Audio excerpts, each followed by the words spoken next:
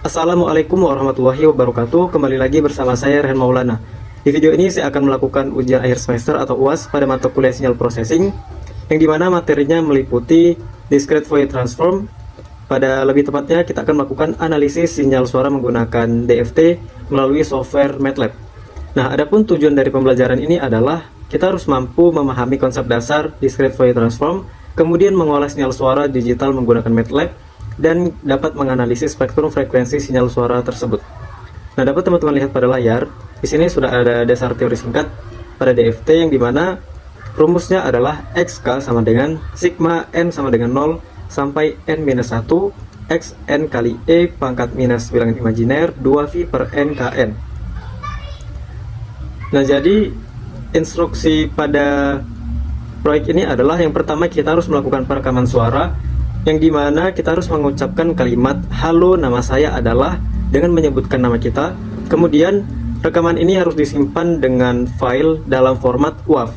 Nah, kemudian setelah file tersebut disimpan, kita langsung masuk ke praktikum MATLAB-nya, yang dimana file tersebut kita impor ke MATLAB, kemudian menampilkan sinyal dalam domain waktu, dan langkah yang ketiga menerapkan DFT menggunakan fungsi FFT, kemudian menampilkan spektrum frekuensi, yang dimana frekuensi yang digunakan adalah 500, 1000, 1500, dan 2000 Hz. Dan yang terakhir adalah menentukan frekuensi domain dari sinyal. Baik, langsung saja kita masuk ke percobaan pertama, yaitu membaca file audio. Nah, di sini saya sudah melakukan perekaman menggunakan input dari mikrofon handphone, yang dimana input mikrofon ini menggunakan mono. Nah, kemudian file rekaman tersebut sudah saya simpan menggunakan file WAV, yang dimana berikut ini filenya saya tunjukkan. Nah, jadi teman-teman, ini merupakan file rekaman yang sudah saya convert dari MP3 ke WAV. Nah, untuk itu langsung saja kita dengarkan rekamannya. Halo, nama saya adalah Rehan Maulana. Nah, jadi itu rekaman yang sudah saya rekam dan disimpan. Nah, jadi itu adalah hasil rekaman yang sudah saya rekam dan sudah disimpan filenya dalam bentuk WAV. Nah, langsung saja kita masuk ke aplikasi MATLAB-nya. Nah, jadi ini merupakan tampilan awal MATLAB ya teman-teman. Nah, dapat dilihat pada program di atas pada baris pertama, di sini disebutkan bahwa X kemudian FS audio read ini merupakan perintah untuk memasukkan file rekaman yang sudah saya simpan. Nah, nama filenya tadi saya simpan di sini, dapat dilihat rekaman garis bawah rehan.wav. Nah, ini rekaman sudah saya masukkan ke input dari folder MATLAB ini. Nah, kemudian di sini pada baris kedua ada X sama dengan X1. Nah, kemudian pada baris keempat ini kita disuruh mengambil data, yang dimana di plot ini nanti akan menampilkan grafiknya. Nah, untuk itu langsung saja kita jalankan programnya.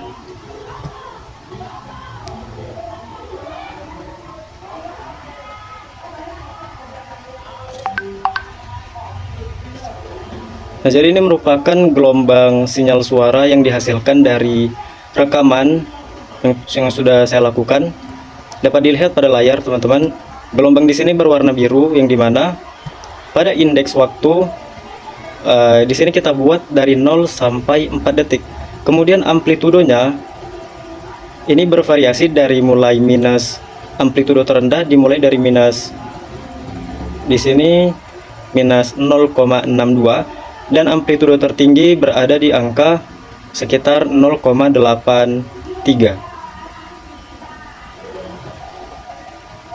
Nah, jadi berdasarkan gelombang yang kita hasilkan ini,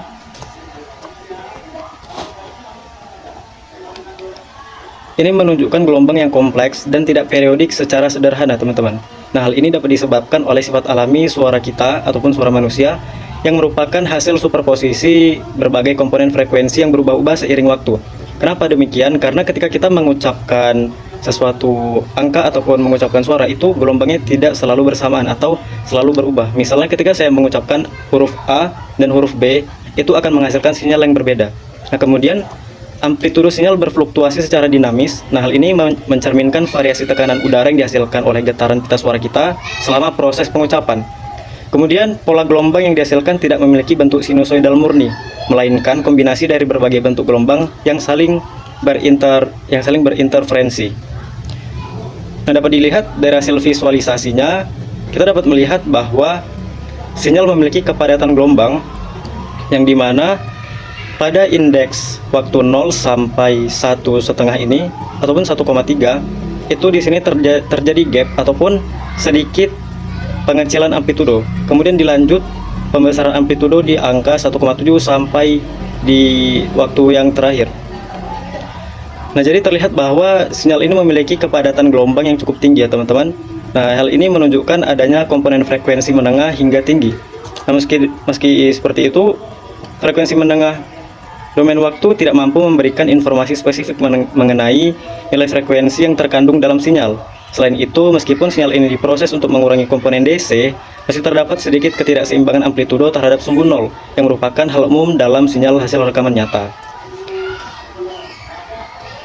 Nah, jadi secara keseluruhan, analisis domain waktu ini berfungsi sebagai representasi awal dari sinyal, namun memiliki keterbatasan dalam mengidentifikasi struktur frekuensinya.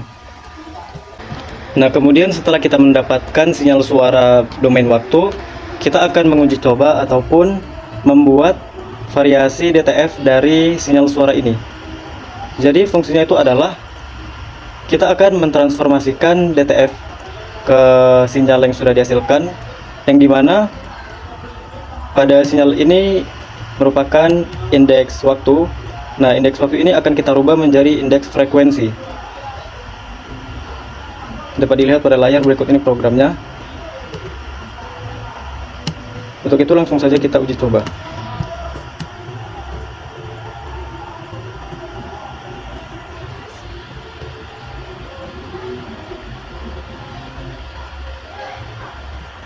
Nah, jadi ini merupakan program dari pengujian DTF untuk sinyal suara yang sudah kita hasilkan.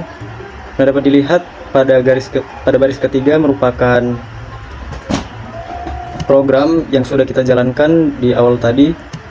Nah, jadi program ini masih berlaku ya teman-teman di pengujian DTF ini, sehingga nanti ketika kita jalankan programnya, ia akan menghasilkan gambar sebanyak 3 gambar, sebanyak 3 grafik. Nah, kemudian di baris ke-18 ini merupakan FFT, yang dimana ini merupakan spektrum frekuensi yang akan kita tampilkan.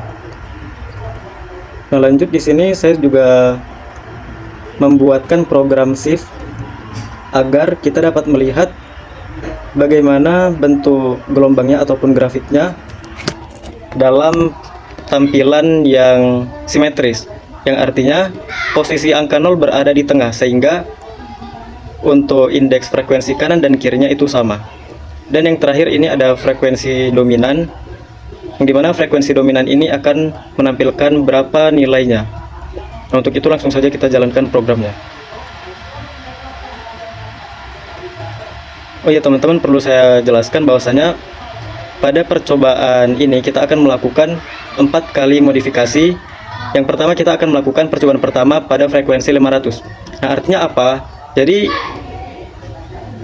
modifikasi frekuensi ini bukan berarti kita mengubah bentuk sinyalnya, hanya saja kita mengubah ataupun kita melihat bagaimana tampilan ataupun area grafik ataupun area gelombang pada grafik tersebut. Oke, baik, di sini langsung saja saya runkan.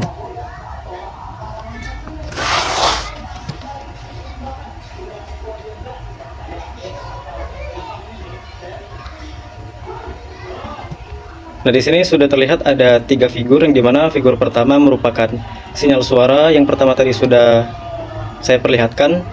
Nah, di figur kedua ini merupakan spektrum frekuensi dari program yang sudah kita jalankan. Nah, dapat dilihat di sini spektrum frekuensinya kita menggunakan frekuensi 500 Hz.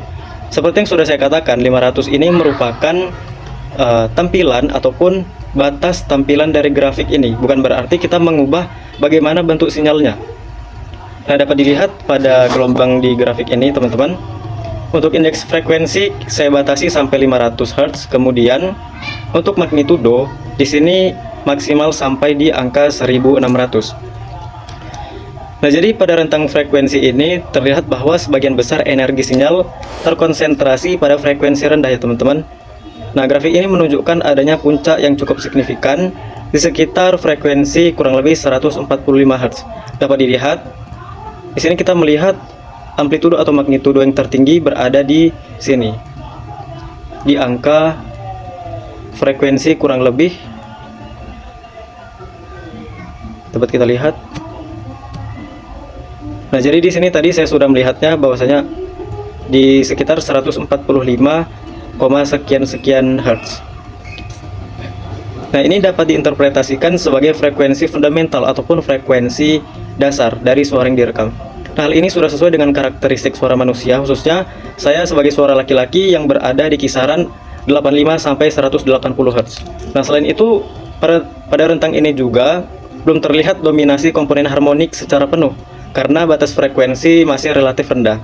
Nah, sehingga grafik pada 500 Hz ini lebih menonjolkan komponen frekuensi dibandingkan komponen lainnya. Nah, selanjutnya ini merupakan spektrum frekuensi yang simetris. Perbedaannya apa dengan spektrum frekuensi yang dasar? Nah, jadi di simetris ini merupakan tampilan ataupun pembiasan, ataupun di sini dapat kita katakan sebagai pencerminan ya teman-teman. Nah, di sini tampilan di 0 sampai seterusnya sama dengan 0 sampai minus. Jadi ini hanya diibaratkan sebagai pencerminan saja. Nah, kemudian di sini saya ada menambahkan program untuk menganalisis hasil frekuensi pada frekuensi 500, 1000, 1500 hingga 2000. Nah, jadi tujuannya adalah kita agar mengetahui berapa nilai magnitudo atau amplitudo pada masing-masing kondisi frekuensi ini. Di sini ada untuk menganalisis frekuensi, kemudian program ini yang di bawahnya merupakan analisis frekuensi dominan. Nah, untuk itu dapat kita lihat pada kolom command window.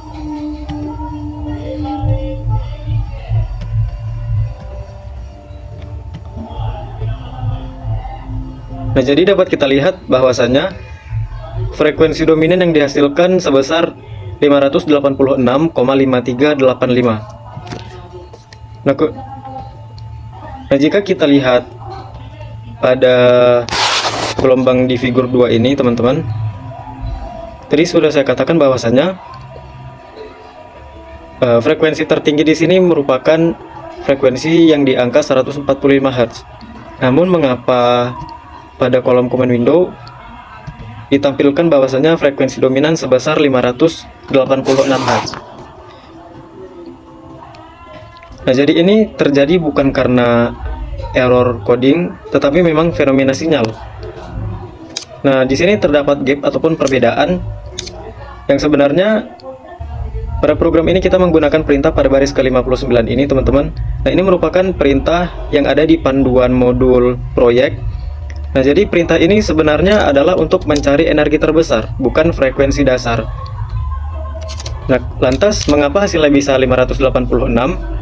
Nah, jadi angka 586 ini menunjukkan harmonik keempat dari frekuensi dasar, yaitu 145 Hz. Nah, kenapa hal ini bisa terjadi? Nah, coba kita interpretasi ke bentuk fisiknya ataupun ke sinyal suara pada manusia sendiri.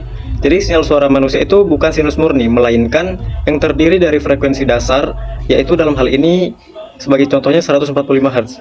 Nah, jadi frekuensi dasar ini terkadang memiliki harmonik sebesar 2F, 3F, bahkan 4F ataupun seterusnya.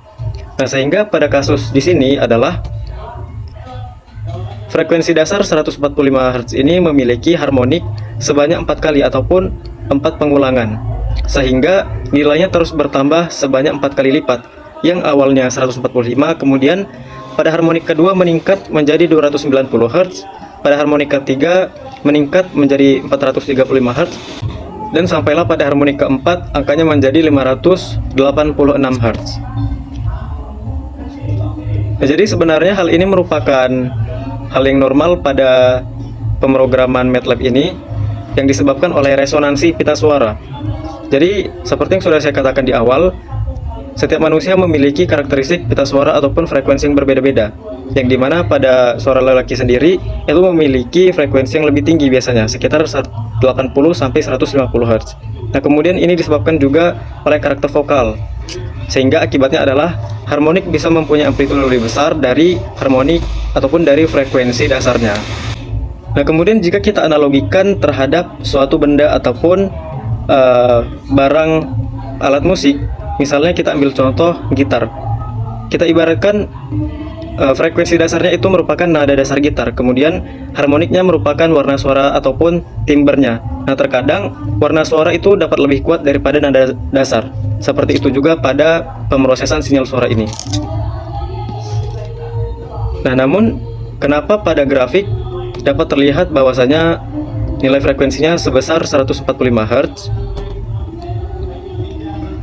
Nah, jadi ini kita melihatnya 145 Hz dikarenakan kita melihat pada puncak pertamanya. Di sini merupakan puncak pertama 145. Baik, selanjutnya kita akan menganalisa hasil dari pemrograman untuk analisis frekuensi ini. Dapat kita lihat pada kolom komen Windows. Nah, jadi teman-teman dapat dilihat bahwasanya di sini sudah terdapat nilai dari nilai amplitudo dari masing-masing frekuensi yang digunakan, yang dimana pada program ini kita menggunakan ataupun memasukkan nilai frekuensi 500, 1000, 1500 hingga 2000. Nah, jadi amplitudo yang dihasilkan pada frekuensi 500 adalah sebesar 22,66. Kemudian pada frekuensi 1000 amplitudo dihasilkan 106,24 sekian-sekian. Pada frekuensi 1500 amplitudo dihasilkan 53,54 sekian-sekian. Dan yang terakhir frekuensi 2000 amplitudo dihasilkan 31,61 sekian-sekian. Nah, kemudian di sini saya juga menaruhkan ataupun mencantumkan amplitudo pada frekuensi 145 dan frekuensi dominan 586, di mana pada frekuensi 145 amplitudonya sebesar 768,6 dan frekuensi 586 amplitudo sebesar 387,54. Nah, jadi yang akan saya bahas lebih detail di sini adalah perbedaan frekuensi ataupun perbedaan nilai amplitudo pada frekuensi 500 hingga 2000. Nah, jadi kalau teman-teman perhatikan, nilai amplitudo pada frekuensi 500 sampai 2000 ini nilainya tidak linear, teman-teman. Maksud linear adalah biasanya kita sering memperhatikan atau menganalisa suatu besaran ataupun suatu nilai yang dimana biasanya semakin tinggi suatu parameter, maka hasilnya juga akan semakin tinggi.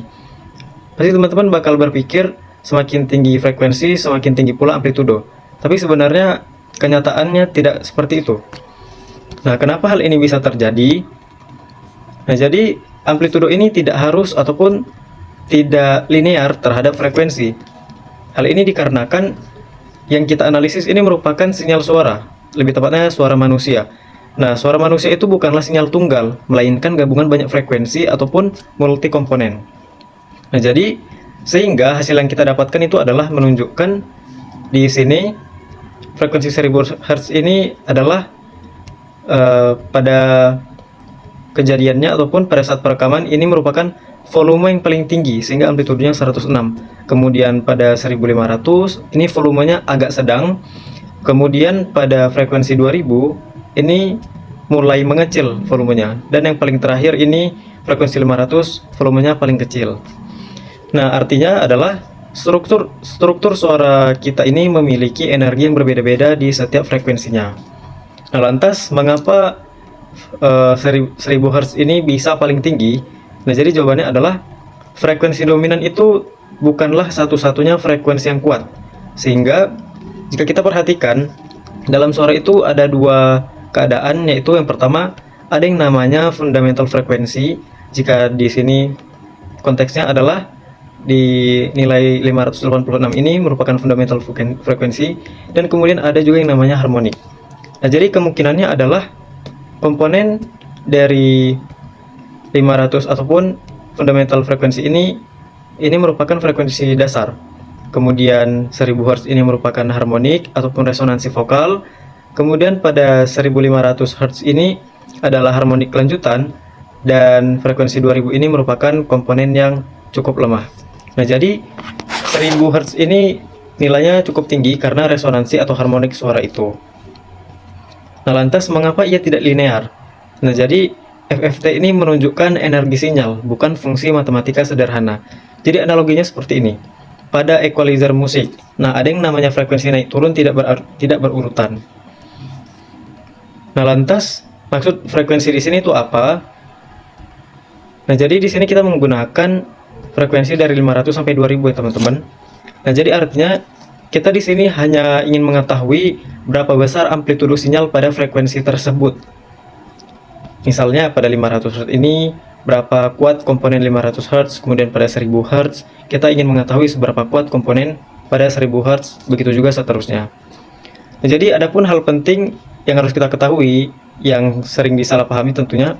Jadi ini bukan berarti kita mengubah sinyal.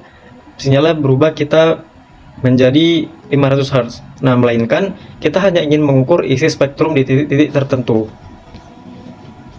Nah, jadi hasil analisis ini menunjukkan bahwa amplitudo pada masing-masing frekuensi tidak bersifat linear terhadap frekuensi. Hal ini disebabkan karena sinyal suara manusia merupakan sinyal kompleks yang terdiri dari berbagai komponen frekuensi dengan energi yang berbeda-beda pula. Nah, nilai amplitudo yang tinggi pada frekuensi tertentu, seperti pada 1000 Hz misalnya, nah ini menunjukkan adanya komponen harmonik atau resonansi suara pada frekuensi tersebut. Baik, kurang lebih seperti itu penjelasan untuk pemrosesan sinyal suara pada percobaan pertama ini pada frekuensi 500.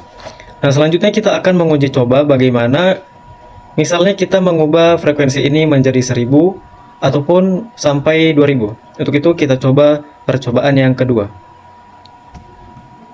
Nah, jadi ini merupakan program untuk percobaan kedua. Nah, perbedaannya hanya sedikit teman-teman. Di program ini kita hanya ingin mengetahui bagaimana jika nilai frekuensinya itu kita ubah menjadi 1000. Seperti yang sudah saya katakan sebelumnya, kita tidak mengubah bentuk sinyal, melainkan hanya mengubah tampilannya saja. Nah, untuk itu langsung saja kita jalankan untuk melihat bagaimana perbedaannya.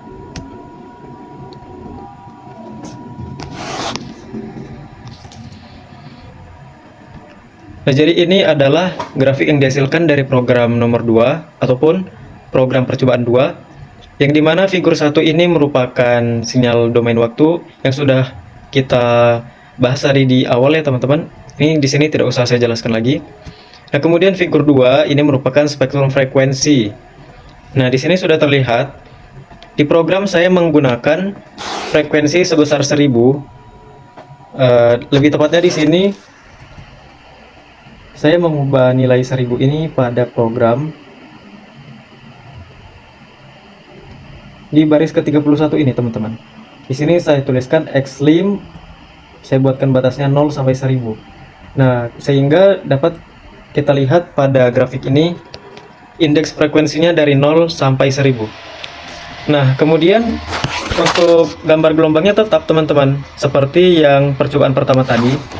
Nah, jadi batas gelombangnya ini hanya sampai di sekitar 500 lebih saja, antara di 500 sampai 600. Nah, jadi ini membuktikan ya teman-teman, kalau tadi saya bilang kita tidak mengubah bentuk gelombang, hanya saja mengubah tampilannya. Nah, dapat kita perhatikan ketika rentang frekuensi ini diperluas hingga 1000 Hz, maka spektrum menunjukkan munculnya beberapa komponen frekuensi tambahan. Nah, jadi fenomena ini menunjukkan bahwa frekuensi dominan tidak selalu merepresentasikan frekuensi dasar dari sinyal. Yang dimana dalam konteks ini frekuensi 586 Hz dapat dikategorikan sebagai komponen harmonik yang diperkuat oleh resonansi sistem vokal. Jika dibandingkan dengan frekuensi fundamental ataupun frekuensi dasar 145 Hz, nilai ini cukup mendekati kelipatan keempat, sehingga dapat diinterpretasikan sebagai harmonik keempat. Hal ini menjelaskan mengapa amplitudo pada frekuensi tersebut dapat lebih tinggi dibandingkan frekuensi dasarnya. Nah, selanjutnya ini ada figur ketiga yang merupakan spektrum frekuensi. Ini merupakan pembiasan ataupun pencerminan teman-teman. Nah, selanjutnya kita masuk ke percobaan pada frekuensi 1500. Sama saja seperti yang di awal, sama seperti percobaan kedua pada F1000. Di sini saya mengubah nilai ataupun saya mengubah frekuensinya pada garis ke-31 ini teman-teman, saya ubah menjadi 1500. Nah, di tahap ini saya sudah tidak lagi menjelaskan analisis amplitudonya, karena mau di frekuensi 500, 1000, 1500, bahkan 2000 pun analisis nilai amplitudonya tetap sama. Jika teman-teman masih kurang yakin, di sini saya buktikan kembali. Saya buka kolom command Windows, yang dimana dapat dilihat, nah ini merupakan hasil analisis amplitudo yang sudah kita bahas tadi. Jadi ini nilainya tetap sama teman-teman, bahkan sampai mau frekuensi berapapun nilai amplitudo ini tetap sama. Jadi di sini membuktikan bahwasanya nilai frekuensi itu tidak mengubah sinyal, hanya mengubah tampilan. Nah oke, langsung saja kita jalankan programnya.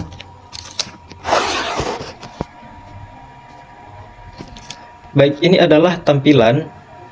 Ini merupakan tampilan dari program yang kita jalankan pada frekuensi 1500.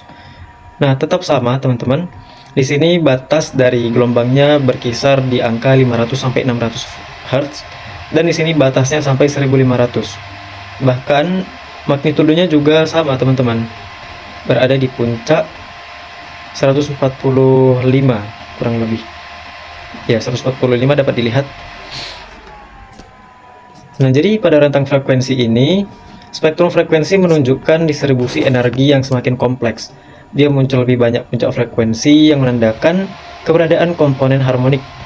Nah, namun distribusi amplitudonya tidak menunjukkan hubungan yang linear terhadap frekuensi itu sendiri.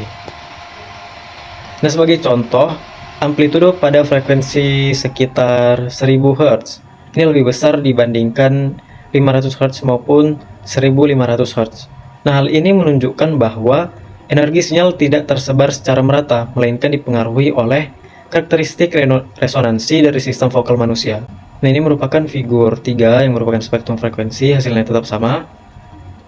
Nah, baik, kita lanjutkan ke variasi frekuensi untuk F sama dengan 2000.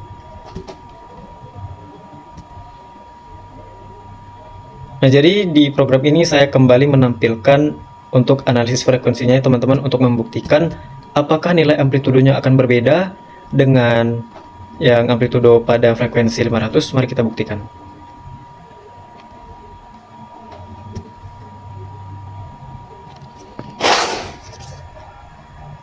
Dapat dilihat pada layar, ini merupakan gambar grafik pada frekuensi 2000. Nah, dilihat ini sudah semakin kecil tampilan untuk gelombangnya. Hanya di sepertinya ini sekitar hampir 1/4 dari panjang tampilan grafik ya teman-teman. Hanya sampai sini saja. Nah, ini bagiannya kosong dari 600 sampai 2000. Nah, pada rentang frekuensi ini dapat teman-teman lihat bahwa sebagian besar energi sinyalnya tetap terkonsentrasi pada frekuensi di bawah 600 ini, 600 Hz. Nah, area frekuensi di atas kisaran tersebut cenderung tidak menunjukkan puncak yang signifikan, sehingga tampak kosong pada grafik ini. Nah, hal ini mengindikasikan bahwa sinyal suara yang direkam memiliki kandungan frekuensi yang tinggi, ataupun frekuensinya tinggi yang relatif kecil. Nah, fenomena ini konsisten dengan karakteristik umum suara manusia, yang dimana sebagian besar energi terkonsentrasi pada frekuensi rendah hingga menengah. Nah, dengan demikian, meskipun rentang analisis ini diperluas, informasi utama tetap berada pada frekuensi yang lebih rendah, yang di sini teman-teman. Baik, jadi demikianlah penjelasan untuk materi pemrosesan sinyal suara ini, yang dimana kita sudah melakukan pembangkitan sinyal suara untuk domain waktu, kemudian menampilkan spektrum frekuensinya, dan yang terakhir di sini kita juga sudah menganalisa dari nilai amplitudo pada masing-masing frekuensi. Nah, di sini kita juga sudah menampilkan frekuensi simetrisnya. Nah, untuk itu, jadi berdasarkan materi yang saya sampaikan, saya berharap materi ini dapat diterima oleh teman-teman dan dapat dipahami dengan baik. Nah, akhir kata saya mengucapkan maaf jika terdapat kesalahan ataupun kekurangan dalam penyampaian materi, dan saya mengucapkan terima kasih. Wassalamualaikum warahmatullahi wabarakatuh.